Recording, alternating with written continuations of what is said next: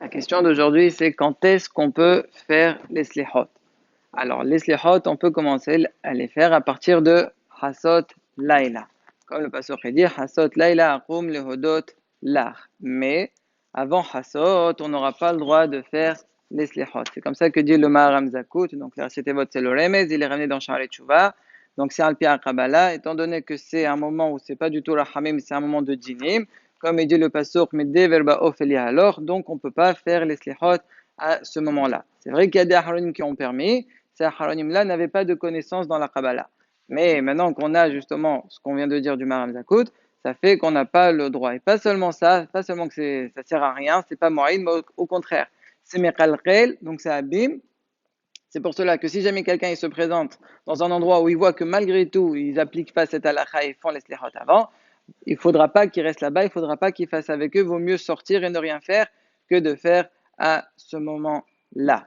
Maintenant, quand je dis à partir de Hassot, c'est Hassot jusqu'au lendemain matin dans la Hashmolet. Tout ça, c'est le meilleur zman pour faire les slihot. Maintenant, si quelqu'un il a raté, il n'a pas pu se lever, etc., il ne faudra pas dire bah, c'est raté, bah, tant pis, c'est fini, c'est fini. Pas du tout. Même dans la journée, c'est encore bon jusqu'à la Shria. C'est deuxième choix, c'est pas le top, mais quand même, vaut mieux ça que rien. Ce qu'on a dit qu'il ne faut pas faire du tout, c'est quand c'est la nuit avant Hassot. Maintenant, comment on calcule le Hassot là et là?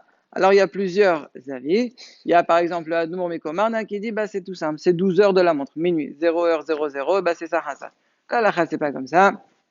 La lacha, elle est qu'on compte à partir de le Nesahama jusqu'à la Shria, on a le nombre d'heures qu'il y a dans la journée, on divise par deux, ça nous donne le Hasot Yom. Hasot Yom, c'est le même que Hasot Laila, ça veut dire, tu ajoutes 12 heures de la montre, ça te donne pile poil Hasot Laila. Je donne un exemple concret, donc c'était l'exemple d'hier, donc pour hier soir. Le Nesahama, il était à 7h21.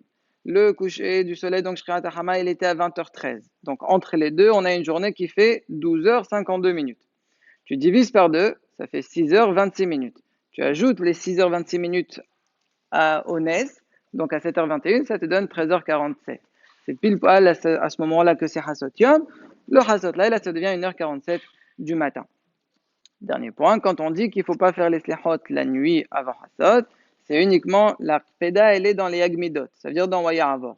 Mais si jamais quelqu'un il veut commencer un petit peu avant Hasot, mais juste les piyutim, il peut commencer par exemple à dire Kam Tibeshmor et ou bien Yashema Yonecha. Donc là, à ce moment-là, c'est juste les piyutim, ça c'est bon. C'est que les Yagmidot qu'il faut être makpid de les faire d'Aouqa à partir de Hasot et pas avant.